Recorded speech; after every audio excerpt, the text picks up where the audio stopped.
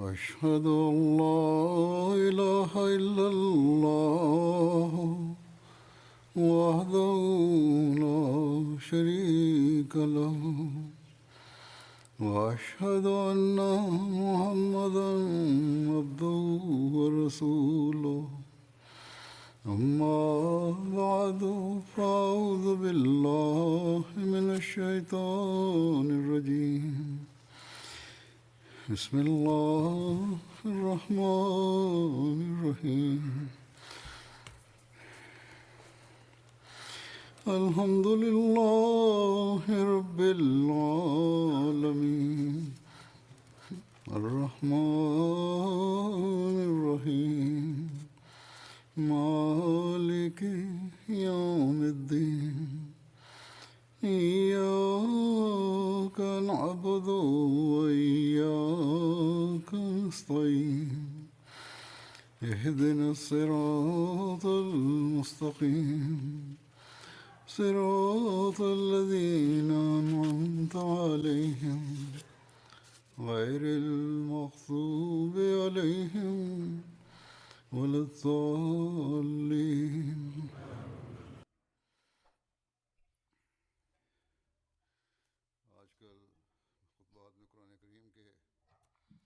نن سبا په خطبو کې زه د قرآن د محاسنو ذکر کوم لګیم، دغه د خوبو ذکر کوم لګیم.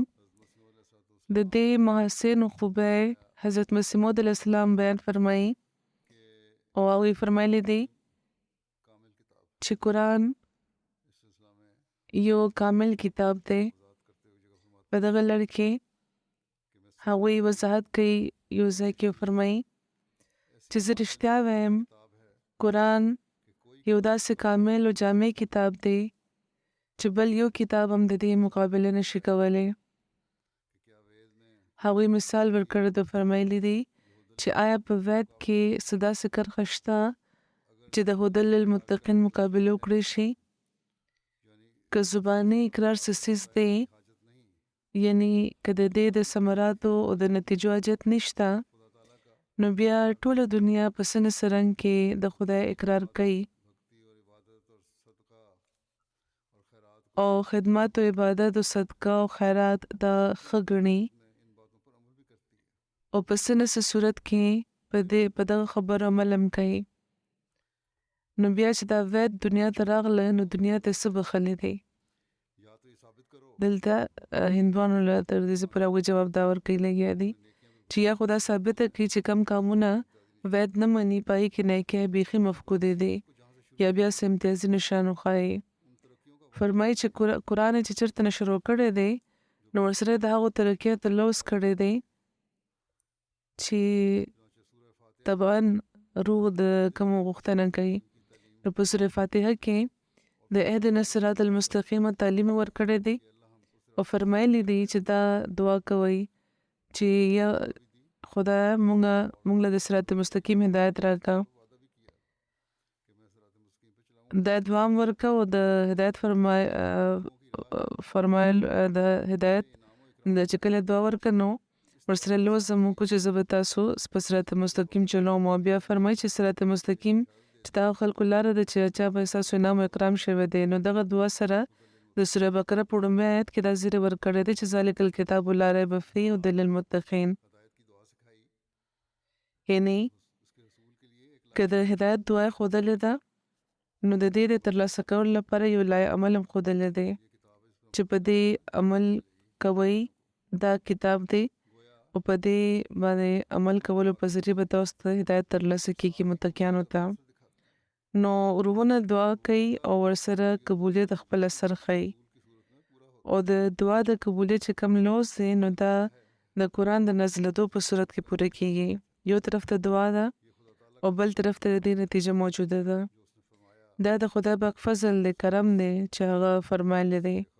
خو افسوس چې دنیا د دې نه بې خبره ده او غافله ده او دې نه په لرې پاتې کېدو تباه کېږي لګیا ده.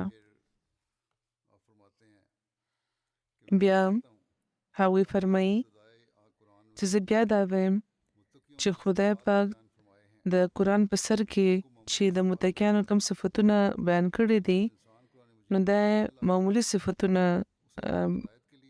ایښي دي، خو چې کله انسان په قرآن باندې ایمان راوړي او د خپل هدایت لپاره د دستورالعمل جوړ کړي نو هغه د هدایت هغه اعلی درجې او مرتبه بیا مومي چې په هدى للمتقین کې مقصود ګرځول شوی دی. د قرآن په دغه التغائی چې انسان د دې چې تصور کوي نو داسې خوند او سرور ملاویږي چې په الفاظو کې موږ نشو بیانولی، ځکه چې دینه د خدای پاک د خاص فضل او د قرآن د کمال پته چلی.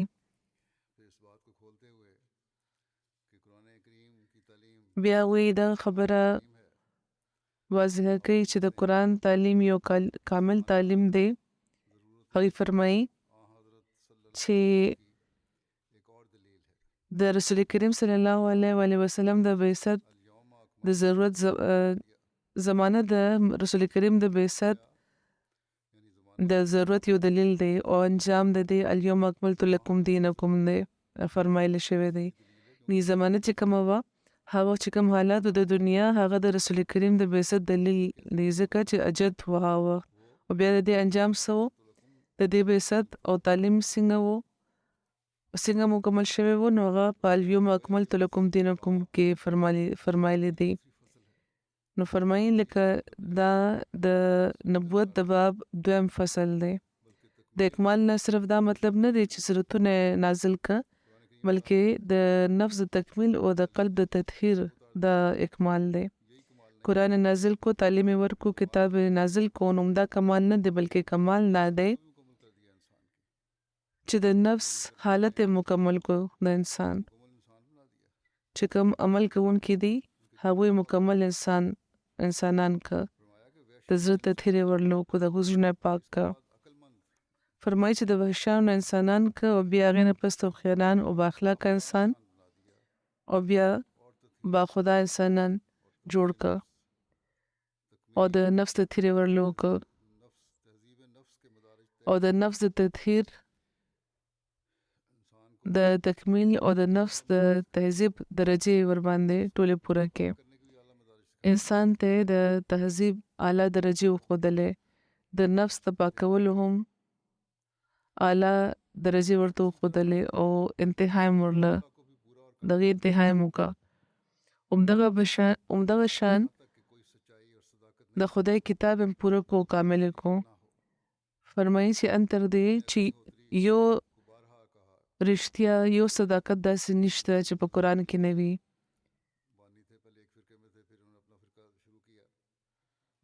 وایي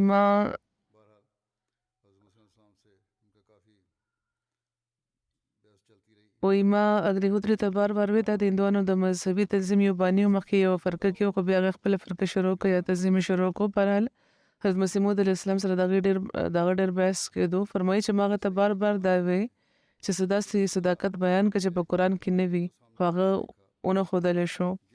نو همداسې یو زمانه په ما تېره شوې وه چې ما بایبل ځان ته مخې ته ایښی و او په کومو خبرو چې عیسایان ویاړ کوي نو هغه ټول صداقتونه په مستقل طور او ډېر په اکمل طور په قرآن کې موجود دی. خو افسوس دا دی چې د مسلمانانو دې طرف ته پام نشته. هغوی په قرآن اډو تدبر نه کوي او نه د هغې په زړونو کې څه عصمت دی. یعنې دا خو داسې د فخر مقام دی چې دې نظیر په نورو کې ګډو شته نه. فرمایي غرض الیوم اکملت لکم دینکم چې کوم آیت دی دا دوه اړخونه لري. یو خدا چې ستاسو تطهیر مې وکړو، پاک مې کړي تاسو، او دویم دا چې کتاب مې مکمل شریعت مې په تاسو نازل کو. فرمایي چې کله دا آیت نازل شوی و نو هغه د جمعې ورځ وه. حضرت عمر رضی الله تعالی عنه ته یو یهودي دا وی چې دغه آیت د نزول ورځ به تاسو اختر کړی وی، داسې کامل او اثردار آیت دی چې په دغه ورځ اختر پکار به خوشحاله کې. یهودي دا وی حضرت عمر ته. نو حضرت عمر وی چې د جمعې ورځ اختر دی. دا آیت د جمعې پر ورځ نازل شوی و نو جمعه اختر دی، خو ډېر خلک دي چې دغه اختر نه بې خبره دي. په نور اخترونو خو هغوی جامې بدلوي خو دغه اختر پروا نه کوي او خیرنو جامو سره راځي. د جمعې اهمیت هم هغوی واضح کړو چې څومره ضروري دی د جمعې لمونځ کول. فرمایي زما په نظر کې دا اختر د نور اخترونو نه افضل دی، یعنې په جمعې خاص اهتمام پکار دی، انتظام پکار دی د جمعې لمونځ کې شاملېدو. صرف د نه چې د کال پس د اختر لمونځ دې وکړی شي. فرمایي د دغه اختر لپاره د سوره جمعه دی او همدې لپاره د لمونځ کسر دی او جمعه هغه ده چې د مازدیګر په وخت ورکې حضرت آدم علیه السلام پیدا شوي وو او دا اختر په دغه زمانه هم دلالت کوي چې لومبی انسان هم په دغه اختر په ورځ پیدا شوی وو او قرآن ختم شوی هم په دغه ورځ دی. بیا هغوی د دغه خبرې وضاحت فرمایي چې قرآن په حدیث باندې قاضي دی.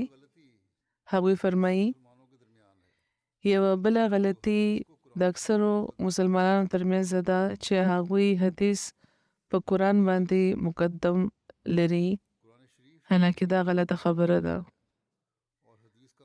قرآن یو یقیني مرتبه لري او د حدیث مرتبه ظني ده، د ګمان ده.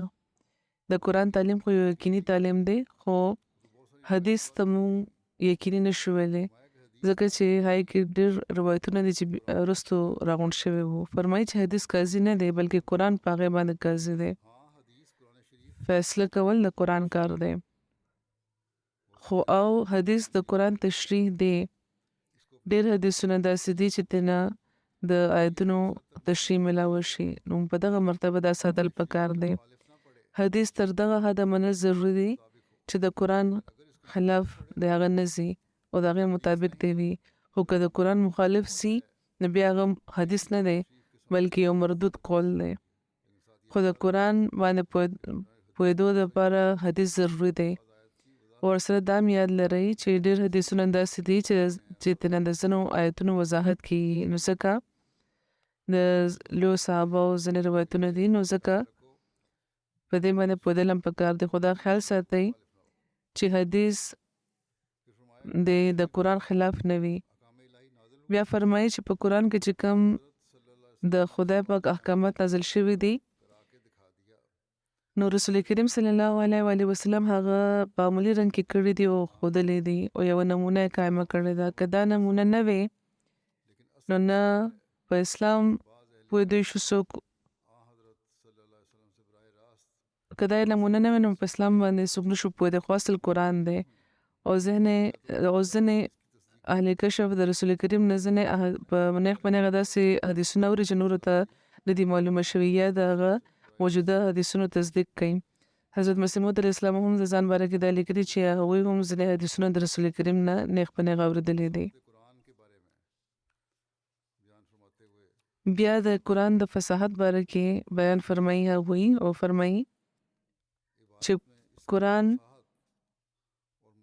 په خپل عبارت کې دومره فصاحت، موزونیت، لطافت، نرمي او آبتاب لري چې یو سرګرمه نکته چین او سخت د اسلام مخالف چې د عربی املا او په انشا باندې کامل عبورم لري او د باختیار حاکم له طرف هغه ته دا پر تهدید حکم واورولی شي چې که ته مثلا د 20 کالو په موده کې چې د یو عمر دی، که په دغه موده کې ته د قرآن نظیر وړاندې نه کو یا د قرآن په مقام ته صرف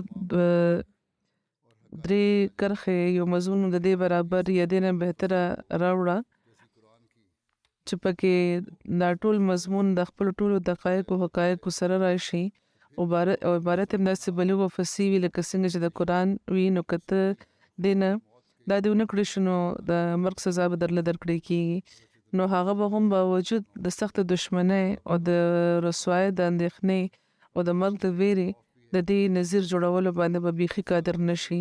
که د دنیا څومره زباندانه او انشا پردازان هم هغه خپل مددګاره کړي، یعنې ویرم وي د 20 کالو مدم ورله ورکړی شي د حاکم له طرفه چې د قرآن په شان نظیر راوړه، یو څو آیتونه راوړه نو دینه باوجود به مغره نوړی شي. نو دا د قرآن کمال او د دې د فصاحت کمال. هغې فرمایي چې دا څه خیالي یا فرضي خبره نه ده، بلکې چې کله نه قرآن نازل شوی دی دا چیلنج د دنیا مخې ته شته چې راوړي داسې د دې مثال. او نن هم ځینې د اسلام مخالفان د دې نظیر جوړولو کوشش کوي او هر ورځ څه نه څه شوشه وي پرېښې وي او هغوی دا دعوه کوي چې موږ مثال وړاندې کوو. خو د قرآن د فصاحت او د بلاغت ته جوخت هم دوی نشي رسېدی، صرف دعوې دي د دې. حضرت مسیح موعود علیه السلام فرمایي چې په فصاحت او بلاغت کې د دې مقابله ناممکنه ده. مثلا د سوره فاتحه موجوده ترتیب که پرېږدي یو څه بل ترتیب استعمال کوي نو هغه عالي مطالب، هغه اوچت مطلبونه او عظیم مقصدونه چې په دغه ترتیب کې موجود دي ممکن نه ده چې څه بل ترتیب کې هغه بیان کړی شي. بل څه صورت چې سمت نه جوړ کړي، بل څه صورت که تاسو راواخلئ، که قل الله احد راواخلئ، څومره د نرمۍ او د ملاطفت رعایت چې په دې کې ملحوظه ایښودل شوي دي او معرف او حقایق دي پکې، هغه بلې څوک هم بیان نه کړی شي. دا هم د قرآن اعجاز دی. او زه حیرانېږم چې ځینې کمکله خلک چې هغه مقالات حریري یا سب معلقه دا کتابونه دي دوه، هغې ته بېنظیر او بېمثله وایي.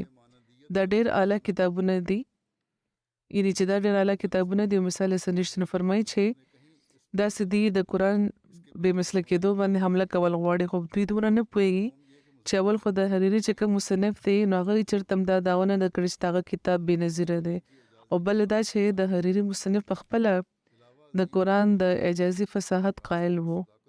او دې نه علاوه معترضین راستی او صداقت په ذهن کې نه ږدي، بلکې دا پرېږدي او صرف د الفاظو طرف ته هغوی ځي. دا دواړه کتابونه دا بره چې بیان کړی شو دا د حق او د حکمت نه خالي دي. د اعجاز خوبي او وجه خو دا ده چې د هر قسمه رعایت د نظر د لاندې وي. فصاحت بلاغت هم د لاس نه پرېږدي او صداقت او حکمت هم پرېږدي. دا معجزه صرف د قرآن ده چې فصاحت او بلاغت هم پکې شته، صداقت هم پکې شته، د حکمت خبره هم پکې شته. او دا لکه د نور روښانه دی او هر اړخ په ځان کې یو اعجازي طاقت لري.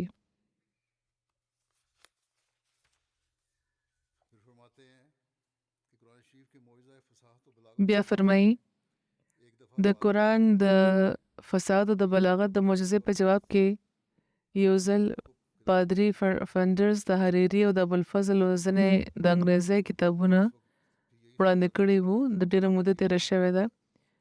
نو هغه وخت ما هم دا سوچ کړی چې دا دروغ وایي، ځکه چې اول خو دا چې دغو مصنفینو چې دا دعوه نه وه چې د هغوی کلام بې مثله دی، بلکې هغوی پخپله همیشه د خپلې کمایګۍ اقرار کړی دی او د قرآن تعریف یې کړی دی. او بله دا چې دغو خلکو په کتابونو کې معنی د الفاظو تابع روان وي، صرف الفاظ هغوی یو ځای کړي وي، د قافیې لپاره یو لفظ په مقابله کې بل لفظ لټولی شوی وي، او په کلام کې د حکمت او د معارف لحاظ نه وي. او په قرآن کې التزام دی د حق او د حکمت، صداقت هم دی، حکمت هم دی، صرف الفاظ نه دي جوړ شوي، صرف په الفاظو کې ښایست نه دی پیدا کړی شوی، بلکې فرمایي چې اصل کې د دې خبرې پوره کول چې حق او حکمت جملو سره کافیه دې سمه وي، دا خبره د خدای پاک په تایید ترلاسه کېږي. دا اصل څیز دی چې حق او حکمت هم وي او کافیه هم دې سمه وي. هله بیا پته چلي چې د خدای پاک تایید دی. یعنې د انسانانو کلام همداسې وي لکه څنګه چې د حریري وغیره دی. بیا هغوی په یو مجلس کې فرمایي دې باره کې نور د تفسیر اعجاز المسیح باره کې دا ذکر و چې مخالفانو کې چالم خدای پاک دا طاقت نه دی ورکړی چې د مقابله وکړی شي. د تفسیر ذکر روانو په دې حضرت مسیح موعود علیه السلام فرمایل، د مسیح اسلام په یو مجلس کې دا ذکر کېدو، هغوی فرمایل چې د قرآن د یو معجزه کېدو باره کې دوه مذهبونه دي. یو خدای چې خدای پاک خدای پاک مخالفانو له همت نه دی ورکړی، یعنې دغه خلکو له توفیق نه دی میلاو شوی چې هغه وخت مقابله یې څه کړې وي او څه ښودلې وي. او بل مذهب دا دی چې صحیح او رښتونی او پوخ مذهب دی، هغه زموږ هم دی. په هغه دا چې مخالفان په خپله دغه خبرې نه عاجز وو چې مقابله یې کړې وي. اصل کې د هغې نه علم او عقل اخیستلی شوی وو. د قرآن معجزه زموږ د تفسیر القرآن په معاملې نه ښه ورباندې انسان پوهېدی شي. په زرګونو مخالفان موجود دي چې عالمان فاضلان بلل کېږي او ډېر غیرت ورستونکي الفاظ هم په اشتهار کې لیکلی شوي وو، خو هېچا هم داسې ونه کړی شو بل چې دغه نشان مقابله شوی وی. نو حضور فرمایي چې په دغه نظریې هم د هغوی کتابونه موږ ته لوستل پکار ده چې قرآن باندې موږ پوه شو. بیا به یو موقع هغوی فرمایي چې خدای پاک د قرآن چې کومه معجزه راکړې ده نو هغه د اعلی درجې د اخلاقي تعلیم او د اصول د تمدن د اصول ده او د دې د بلاغت او د فصاحت ده چې مقابله یو انسان هم نشي کولی. او همداسې معجزه د غیب د خبرو او د پیشګویو هم ده. د دغې زمانې شعبده‌بازۍ کې که څوک استاد هم وي هغه بیخي داسې دا ونشي کولی. فصاحت او بلاغت هم پکې شته او د غیب خبرې هم پکې شته، پیشګویۍ هم پکې موجودې دي. نو دا څوک جادوګر یا شعبده‌باز خو نشي دا ښودلی، داسې دعوې خو نشي کولی. فرمایي همداسې خدای پاک زموږ نشاناتو له یو صفات تمیز ورکړی دی، ممتازه کړي دي چې یو تن د وجدبازۍ هیله پاتې نشي. نو ځکه خدای پاک خپل نشانونه ښه واضحه ښودلي دي چې پکې شک و شبه خپل دخل نشي پیدا کولی. بیا د قرآن د فصاحت باره کې هغوی فرمایي د خلکو فصاحت او بلاغت د الفاظو ماتحته وي او پکې د قافیه بندۍ نه بغیر بل څه نه وي. لکه څنګه چې عرب دا لیکلي دي سافرتو الی روم او انا علی جمل معلوم، چې زه روم ته روان شوم او زه په یو داسې اوښ سور وم چې متیازې بندې وې. اوس دا الفاظ صرف د قافیه بندۍ لپاره راغلي دي. دا د قرآن اعجاز دی چې هغې کې ټول الفاظ لکه د ملغلرو پیللي شوي دي، په خپل مقام باندې ښودلي شوي دي، داسې چې یو هم د یو ځای نه اوچتولی او بل ځای کې نشي ښودلی کېدی، یو لفظ هم په بل نشي بدلېدی. خو دې نه باوجود پکې د قافیه بندۍ او د فصاحت او د بلاغت ټول لوازمات موجود دي. بیا د قرآن د فصاحت او د بلاغت حسن هغوی بیان فرمایي. په یو مجلس کې هغوی فرمایي چې څومره دا نشانونه او آیتونه دلته ظاهریږي لګیا دي، دا په حقیقت کې د رسول کریم صلی الله علیه وسلم خوارق دي او معجزات دي او دا پیشګویي هم د قرآن پیشګویي دي، ځکه چې هم د هغې د اتباع او هم د قرآن د تعلیم دا ثمرات دي. او دا وخت بل یو مذهب داسې نشته چې هغې باندې عمل کوونکي او د هغې اتباع کوونکي دا دعوه کولی شي چې هغه پیشګویي کولی شي یا د هغې نه د خوارقو اظهار کیږي. نو ځکه په دغه اړخ د قرآن معجزه د ټولو کتابونو د اعجاز نه مخکې ده او د هغوی چې کوم خپل معجزات وو نو هغوی فرمایي چې دا هم د قرآن په وجه دي، د رسول کریم د په خبرو په عمل په وجه دي. بیا فرمایي چې یو بل اړخ د فصاحت او د بلاغت د داسې د اعلی درجې او مسلم دی چې انصاف پسند دشمنان هم هغه مني. قرآن د فاتو بصورت من مثله دعوه کړې ده.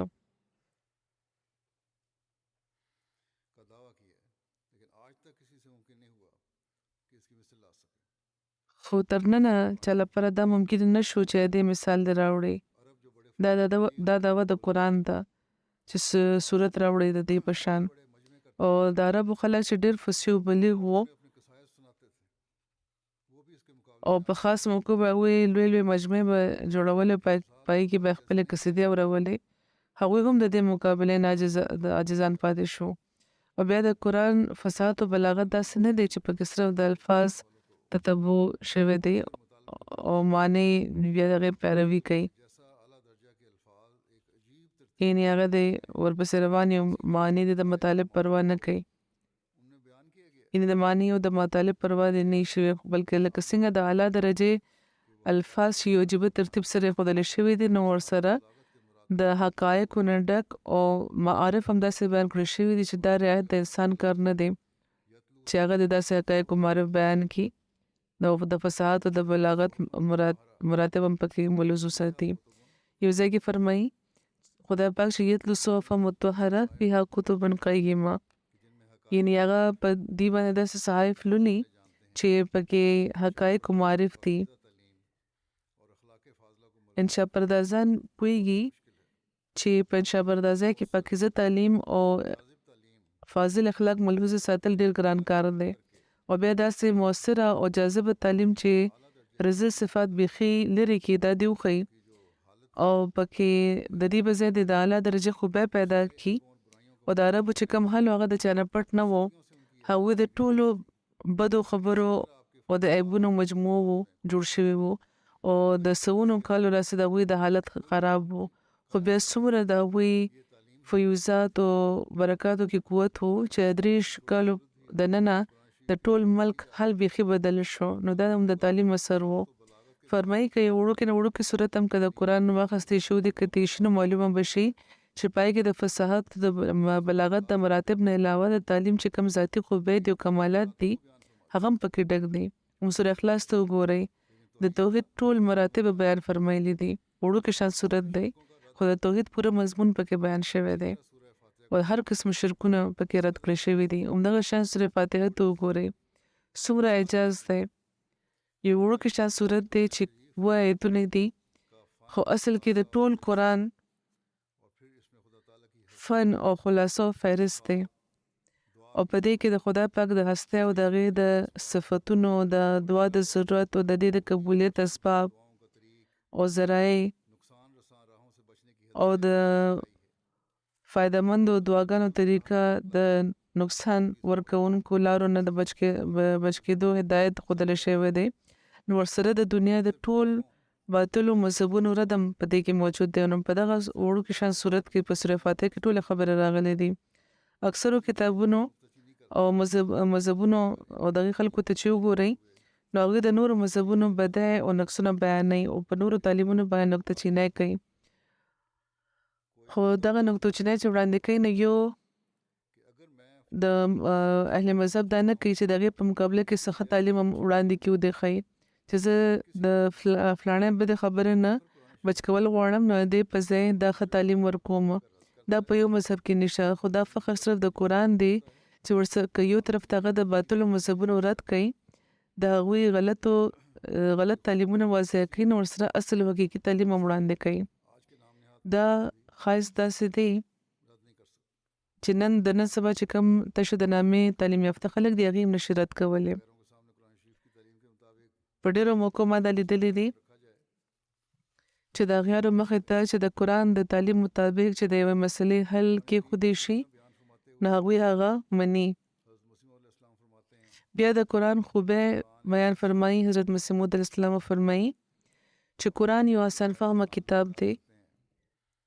هغوی فرمایي چې ځینې کمعقل خلک دا وایي چې موږ په قرآن نشو پوهېدی ځکه د هغې طرف ته پام نه دی پکار ځکه چې دا ډېر ګران دی.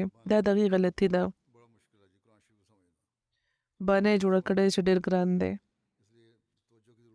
چې قرآن باندې پوهېدل ګران دی، موږ په دې نشو پوهېدی ځکه د پام ضرورت نشته زیات، بس وویلو دا کافي دی. فرمایي چې قرآن اعتقادي مسلې داسې فصاحت سره پوه کړی دي چې بې مثله او بې ماننده دي او د دې دلیلونه په زړه باندې اثر غورځوي. تر څو چې د اعتقادي مسلو تعلق دی نو ډېر په واضح بیان کړی دی. فرمایي چې د قرآن داسې بلیغه او فصیحه دی چې د عرب چې کوم کلیوالانو چې بیخي انپړه وو هغوی پوه کړي وو، نو اوس دوی په ولې نشي پوهېدی. هغه انپړه خلک چې کلو کې اوسېده بیخي جاهلان وو بلکې د انسانانو د درجې نه هم لاندې پرېوتي وو چې هغې به خدا انسانان جوړ کړه. که هغوی پې پوه شو نو اوس تاسو پې ولې نشئ پوهېدی؟ تاسو کې خو صرف څه تعلیم هم کړی دی. فرمایي چې سیده رښتونی او ساده فهمه منطق همهغه دی چې په قرآن کې دی، سپېچیدګي پکې نشته، یوه سیده لاره ده چې خدای پاک موږ ته ښودلې ده.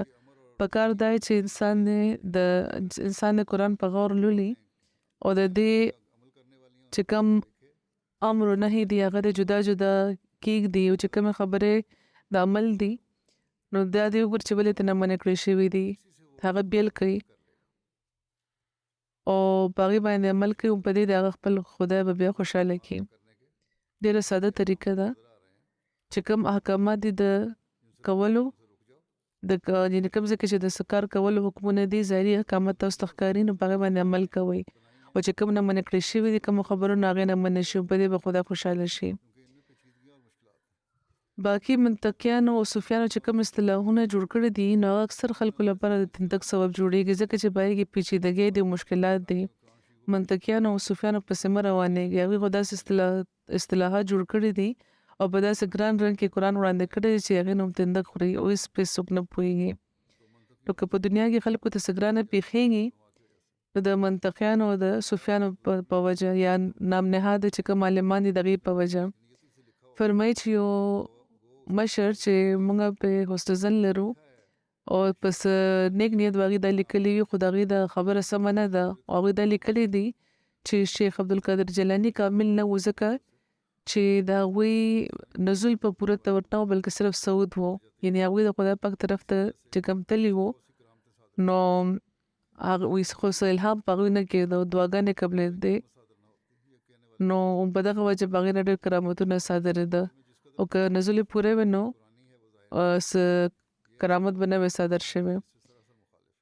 نو دا تن خبره کړې ده فرمایي په دغه قول کې چې څومره د قرآن مخالفت دی نو هغه ظاهره دی دا داسې قول دی چې قرآن او د حدیث بیخي مخالف دی. حقیقت کې شیخ عبدالقادر جیلاني د خدای پاک کامل بندګانو په شامل و که د هغې د معجزاتو باره کې اعتراض وکړی شي نو بیا دا اعتراض په ټولو نبیانو راځي.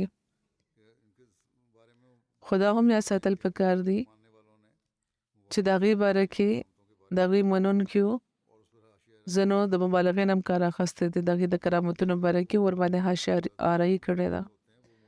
نو داسې ځینو چې کم دي د هغې باره کې هغه غلط دي او معجزات وو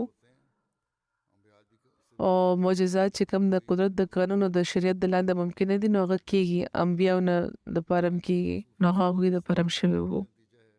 فرمایي چې دغو صوفیانو د غلطو اصطلاحاتو پسې د روانېدو نتیجه ده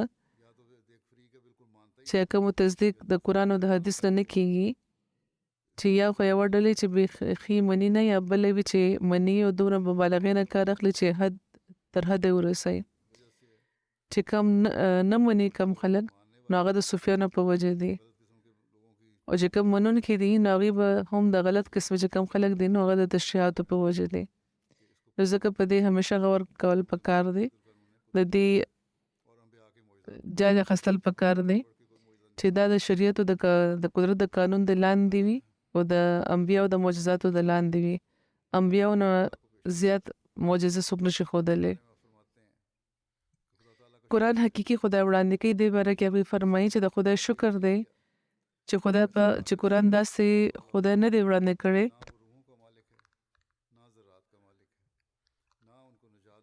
چې داسې ناقص صفات لري چې نه د روحانو مالک دی نه د ذراتو مالک دی نه هغې له نجات ورکولی شي نه چا توبه قبلولی شي بلکې موږ د قرآن لرو یا د هغه خدای بندګان یو چې زموږ خالق دی زموږ مالک دی زموږ رازق دی رحمان دی رحیم دی مالک یوم الدین دی. د مؤمنانو لپاره دا د شکر مقام دی چې هغه موږ له یو داسې کتاب راکړی دی چې د هغه صحیح صفات ظاهروي. دا د خدای پاک یو ډېر لوی نعمت دی.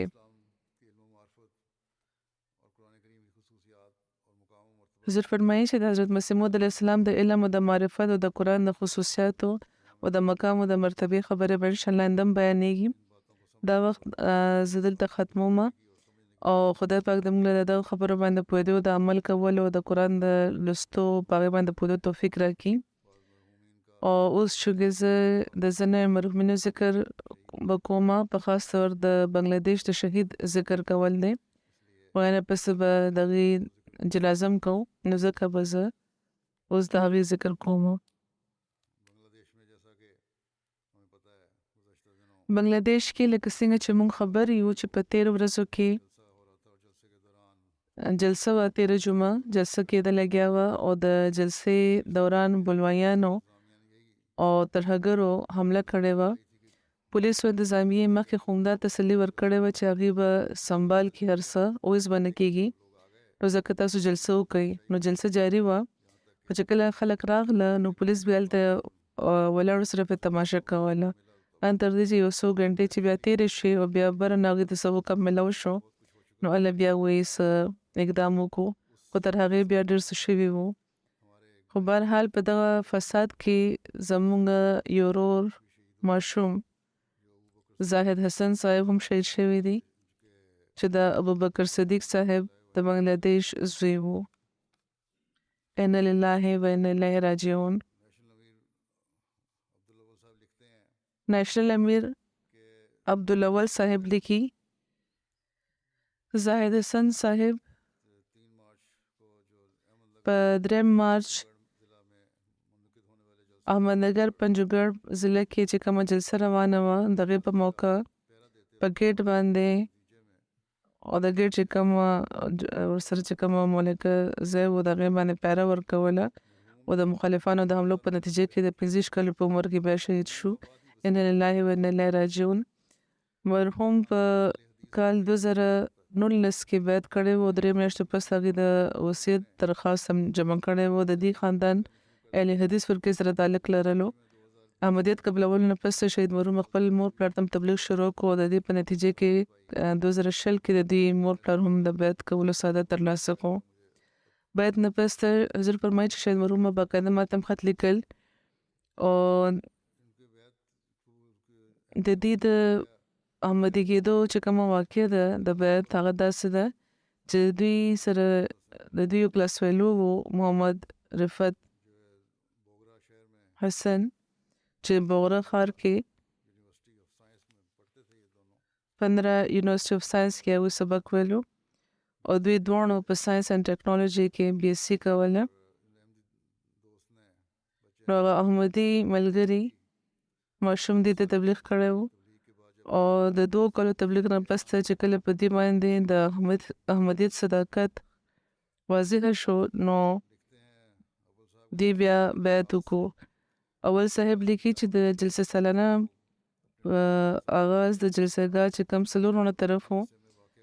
څلورونه طرفونو نه د ملایانو د خپلو ډلو سره د جلسهګاه چې کوم دیوالو په مغربي برخه کې چې کوم ګیټ ول دغې باندې حمله کوله، کاڼي ویشته او دې نه علاوه د سیس له سره دوی حمله کړې وه، تبرونه سرې وغیره چېرته چې دوی ته موقع میلاوېده نو اور یې لګولو او خادمانو ډېر په نره خپلې ډیوټۍ پوره کولې. په عمومي طور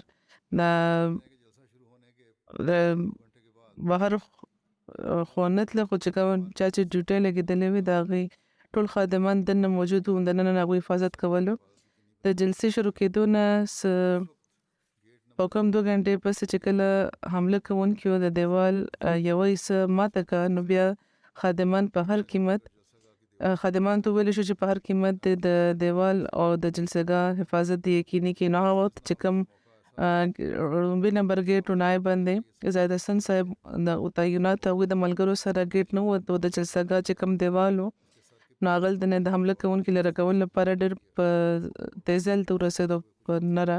په دې کې یو موقع داسې راغله چې مقابله چې دوی کولو نو خپلو ملګرو نه بیل شو نو حمله کوونکو موقع وکته نو په دې باندې دوی ونیوه او سر نه په شا طرف ته په تبر مسیاتیز اسلحو چې هغې باندې حمله کړې وه او دوی بیا راکاږل او په څه فاصله یې بوتله او د هغې په مخ او د جسم نورو برخو باندې ډېر په بېدردۍ او په صفاکۍ دوی وارونه کول او خپل وحشي کېدو ثبوت یې ورکړو.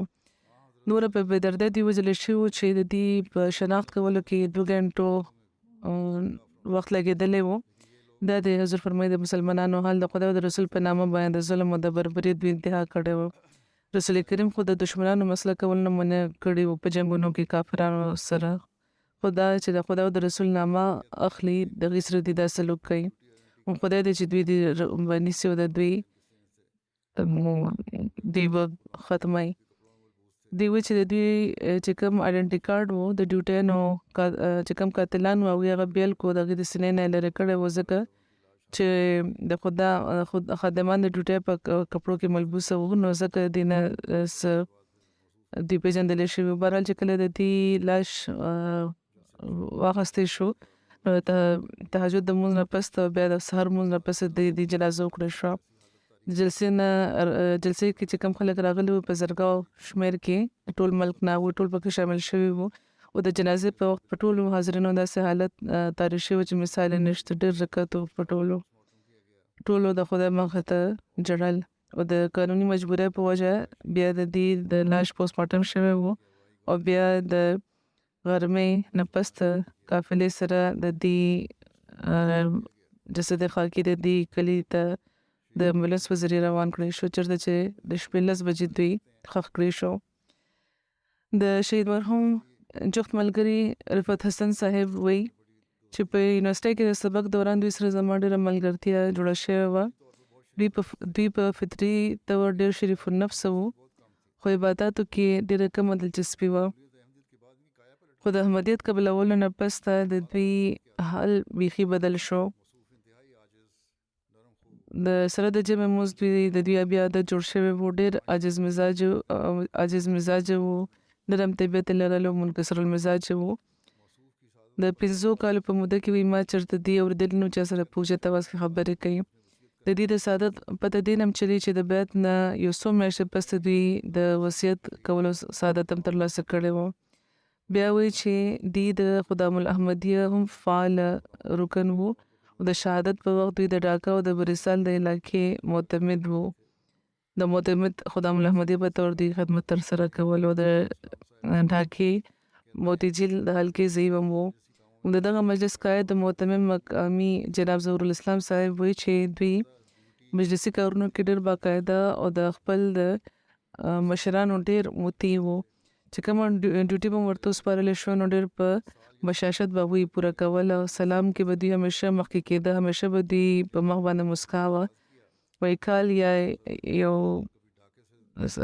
کال نه زیاته موده مخکې وایي دوی بي اس سي چې وکړو نو یو کمپنۍ کې دوی د نوکري شروع کړې وه. او د نوکرۍ په سلسله کې به ډاکې نه به چېرته لرې تله نو د موقع مطابق به چې کوم جفت مجلسونو د هغې دوره به هم کول. او د دې په فیسبوک اکاونټ باندې په ذاتي پروفایل باندې هم د آیت ومن یتوکل علی الله فهو حسبه د دې ترجمه لیکل شوې ده. مربي شریف احمد صاحب وایي چې زه وخت په تهاړي جماعت کې زما ډیوټي و چې کله شهید موصوف خپل ملګري رفعت حسین صاحب سره چې زیر تبلیغ ملګري وو راغلي وو او د بیعت خواهش ظاهر کړی و نو ما هغوی ته ویل چې تاسو نور وخت واخلئ ښه تحقیق وکړئ. نو دوی ویل چې زه اوس د جومات د صداقت قایل شوی یم، خو بیا هم زه به ستاسو په وینا وروسته راشم او بیعت به وکړم. نو پس بیا هغوی بل ځل بیا راغلل او بیعت یې وکړو. د بیعت نه پس مربي صاحب وایي چې دوی د احمدیت او د خلافت نظام باندې پوهېدو پوره کوشش شروع کړی و. ډېر په جوړتیا دوی علم ترلاسه کړی و. او ما ته به خط لیکلو. حضور فرمایي لکه څنګه چې ما ذکر وکړو آخري خط چې کوم هغوی لیکلی و نو هغه هم هغوی جلسې ته تلو نه مخکې لیکلی و چې موږ په ټرین جلسې ته روان یو او د دشمن منصوبې ډېرې خطرناکې دي او ځینې ځایونو کې هغوی غور هم لګولی دی، خو موږ به انشاءالله جلسه کوو او خپل د ایمان اظهار هغوی کړی و.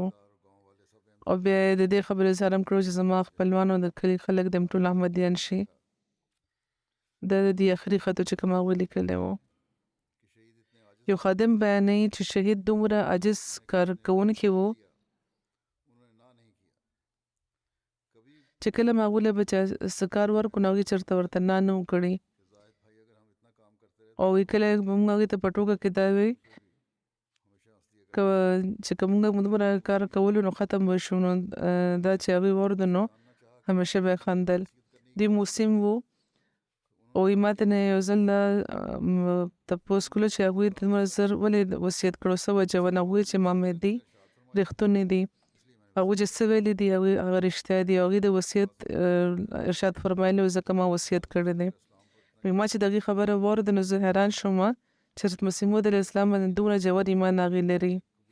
بیا وایي چې یو ځل چې کله شهید مرحوم نه د هغې د احمدیت د قبلولو بنیادي وجه تپوس وکړی شو نو هغوی وایي چې تر ننه پورې یو چا هم چې د امام مهدي یا د مسیح یا د نبي دعوه کړې ده نو کامیاب شوی نه دی او نه دغه جماعت چرته کامیاب شوی. صرف حضرت مرزا غلام احمد صاحب قادیانی علیه السلام دی چې هغه ته کامیابی ترلاسه شوې ده. که هغوی رښتونې نه وي نو د هغې حلب هم د دروغو مدعیانو په شان وي.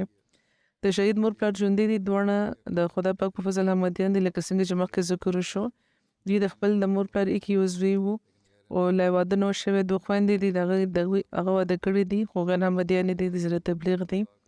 خدای پاک دې د دې مور پلار له صبر ورکړي او حوصله دې ورکړي.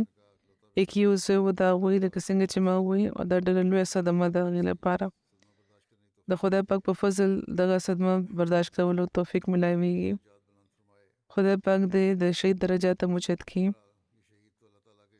بهرحال دا شهید خو د خدای پاک د ارشاد مطابق د همیشه ژوند دې ترلاسه کو.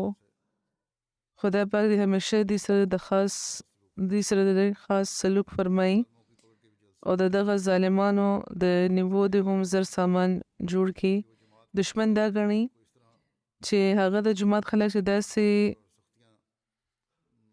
داسې چې ازمایي او سختۍ چې پرې راولي نو حوصلې به ورله ختمې کړي. خو دا معامله د هغې نه بیخي الټا ده. هلته نه حضور فرمایي چې ما له ځینې خطونه راغلي دي، ځینې زلمو خو دا هم لیکلي دي چې که د نورو شهادتونو ضرورت شته نو دا دعا وکړي چې موږ هم په هغې کې شامل شو. نو داسې خلکو به دا کمینو دشمن څه بد وکړی شي. بهرحال موږ ته دعا کول پکار ده چې خدای پاک دې د هغوی د شر نه موږ بچ کړي او په موږ باندې د رحم او فضل وفرمایي. نن سبا په دعاګانو ډېر زور کوئ. بله چې کومه جنازه ده چې زه ذکر کول غواړم هغه د کمال بداس صاحب د الجزایر ده چې په 2 فروری هغوی وفات شوي وو د 50 کالو عمر کې. انا لله و انا الیه راجعون. د جمعه صدر عبدالعلیم صاحب لیکي چې مرحوم یو رښتونی مؤمن او مخلص احمدي وو. هغوی خپل کور د جماعت اجلاسونو د مونځونو د تبلیغي سرګرمو لپاره همیشه کلو ساتلو. د ټول احمدیان د هغې د ایمان د قوت د مهمان نوازۍ او د فراغدلۍ ګواهي ورکوي. مرحوم په غم ځپلو کې د اهلیې نه علاوه 3 ماشومان یادګار پرېښي دي چې پکې 2 زامن غیر احمدیان دي. یو لور د هغوی احمدي د هغې اهلیې مکرمه کریمه صاحبه د لجنه صدر په طور د خدمت توفیق ترلاسه کړی دی. حسن زمولي صاحب وایي د الجزایر چې کمال بداس صاحب ډېر مخلصه او ډېر خدمتي احمدي وو. د ګاونډیانو له طرفه د مختلفو مشکلاتو نه باوجود تر اخري دمه هغوی خپل کور د مونځ لپاره کلاو ساتلی وو. د جمعې مونځ لپاره چې کوم میلمانه به راتله نو د هغې لپاره به روټۍ ځینې وخت به دوی پخپله پخوله. د خدمت خلک مختلف کارونه او د وینې احتیاطو ورکولو چې کوم کارونه دي کې به دوی شاملېده. د مرحوم په کور کې به مختلف اجلاسات کېدو. د اختر مونځ هم د حکومت لپاره به چې کوم حکومت ته به چې کوم جماعتي وفد لوی کې به هم دوی شامل وو. دوی به دوی چې موږ د جماعت تاریخ لیکو لګیو ځکه چې نن سبا کوم سختۍ روانې دي په الجزایر کې د په وجه پخپله وایي چې دا مرحوم پخپله موږ د دغه تحریک یو برخه شو. خدای پاک دې د مغفرت او د رحم سلوک فرمایي. بل ذکر دی بله جنازه د ډاکټر شمیم ملک صاحب چې د مکرم مقصود احمد ملک صاحب شهید د لاهور شهید چې په کال 2010 کې د ذکر کې شهید شوی و. د هغوی اهلیه و. دوی د شهادت نه پسته د خپل خاوند د شهادت نه پسته څه موده پسې دوی کینیډا ته تللي وو. هلته هغوی وفات شوي دي. مرحوم تر پی ایچ ډي تعلیم ترلاسه کړی وو. په کالج کې سبق ښودلو پروفیسره وه. د هیډ اف ډپارټمنټ عهدې پورې ترقي ترلاسه کړې وه او دې سره د کور کارونو د ماشومانو ذمهوارۍ ټولې دوی ډېر په ښه طریقه پوره کړې وې. بغیر د څه تفریق د هرې طبقې خلکو به ډېر په فراغدلۍ دوی مېلمستیا کوله. د حاجتمندو خیال به یې ساتلو. یوه صاحب الرای ښځه وه. د غیر جماعت ملګرو د غیر احمدیانو خپلوانو به همیشه هغوی ته به همیشه دعوت الله کوله. د حضرت مسیح موعود الاسلام کتابونه به یې لوسته. په ژوند کې د پنجاب یونیورسټۍ کې په دې باندې یو تیزس لیکلی شوی و. وروسته عموما لیکل کېږي خو دې باندې په ژوند کې لیکلی شوی و. د تعلیم دوی ته ډېر شوق و. ډېرو خلکو ته یې قرآن ښودلی و. د مونځ روژې پابنده وه. د قرآن د تلاوت پابنده وه. تهجد به باقاعده کولو. د شاعر اسلام پابندي به کوله، با پرده ښځه وه، مخلصه وه، باوفا وه، خلافت سره خاص د عقیدت تعلق و، موسیم وه. په غم ځپلو کې یو زوی او څلور لوڼې شامل دي. د لاهور امیر جماعت ملک طاهر احمد صاحب دا خور وه.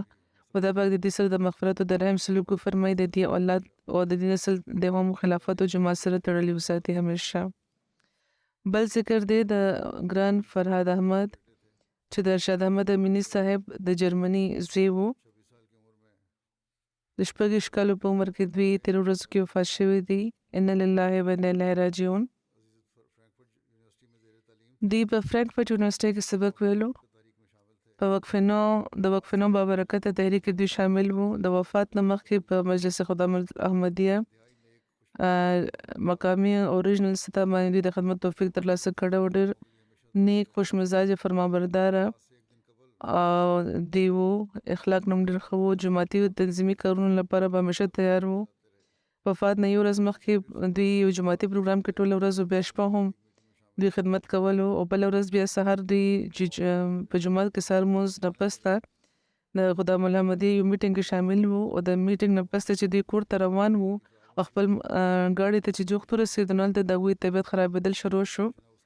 موربي صاحب دوی ولید د کړکۍ نه خپلې نو د خپل د مشن هاوس نو هغوی د مدد لپاره راغله، او په دغه وخت کې دوی په ګاډي کې کېښوناسته، خو په طبیعت بیا ډېر زیات خراب شو. نو ډاکټرانو هغه وخت همدا وی چې هغه وخت دوی ته هارټ اټیک شوی و، چې 4 منټه کې امبولانس هم راغلی و، هغې طبي امداد هم شروع کړی و، او تر 45 منټو پورې هغوی کوشش هم کړی و. تقریبا خو د خدای پاک تقدیر غالب شو او دوی خپل حقیقي خالق سره ملاو شو. ګران فرهاد د خپل مور پلار ایکي اولاد و. خدای پاک د دې مور پلار له صبر او حوصله ورکړي او دوی سره د مغفرت او د رحم سلوک وفرمایي، درجات یې ورته اوچت کړي. بل ذکر دی د چودھری جاوید احمد بسمل صاحب چې نن سبا په کینیډا کې وو. د 72 کال عمر کې دوی وفات شوي دي. تېرو ورځو کې ډېره اوږده موده پورې دوی بیمار وو. دوی د طریق جدید په ځمکو کې ډېره اوږده موده پورې د خدمت توفیق ملو شوی د منیجر په طور باندې 45 کاله. بیا خدام محمدي او په نورو جماعتي خدماتو کې هم دوی ته توفیق ترلاسه کېدو. د عمرکوټ د ضلع امیر په طور هم دوی ته د خدمت توفیق ملو شوی و. اهلیه 4 زامن او 2 لوڼه د دوی په پسماندګانو کې شامل دي. د دوی زوی طاهر احمد صاحب لیکي چې ډېرې خوبۍ دوی لرلې. زما والد صاحب خادم دین وو، نافع الناس وو، خلافت سره جوړه مینه دې لرله، او همیشه به دا کوشش وو چې خلافت سره یو خاص تعلق دې د دوی قایم وي.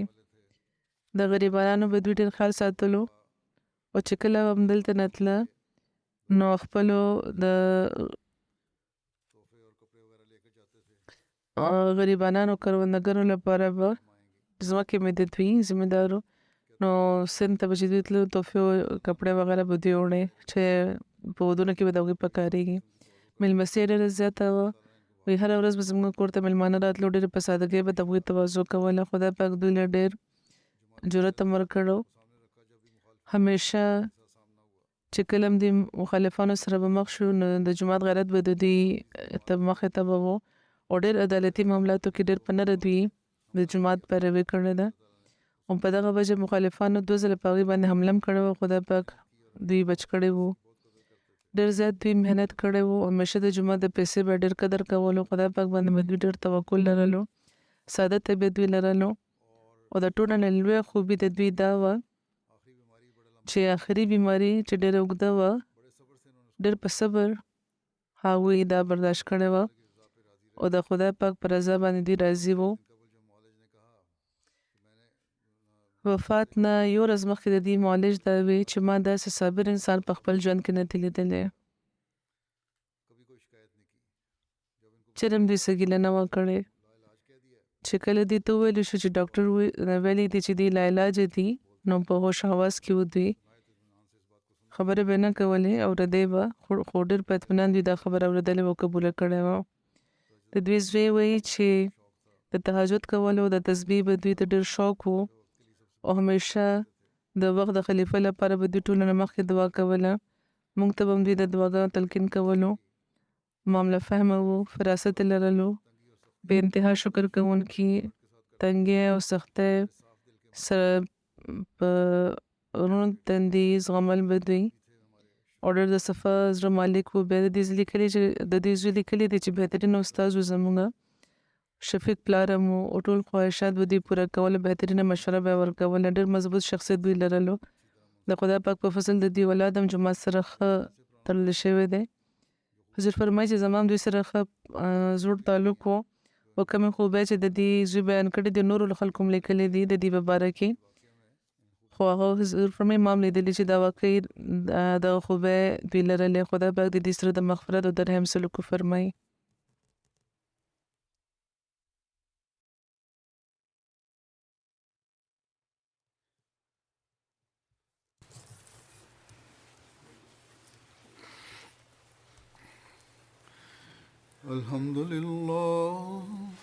الحمد لله نحمده ونستعينه ونستغفره ونؤمن به ونتوكل عليه ونعوذ بالله من شرور أنفسنا ومن سيئات أعمالنا. من يهده الله فلا مضل له ومن يضلله فلا هادي له ونشهد أن لا إله إلا الله ونشهد أن محمدا عبده ورسوله. عباد الله رحمكم الله إن الله يأمر بالعدل والإحسان وإيتاء ذي القربى وينهى عن الفحشاء والمنكر والبغي يعظكم لعلكم تذكرون. اذكروا الله يذكركم وادعوه يستجب لكم ولذكر الله أكبر.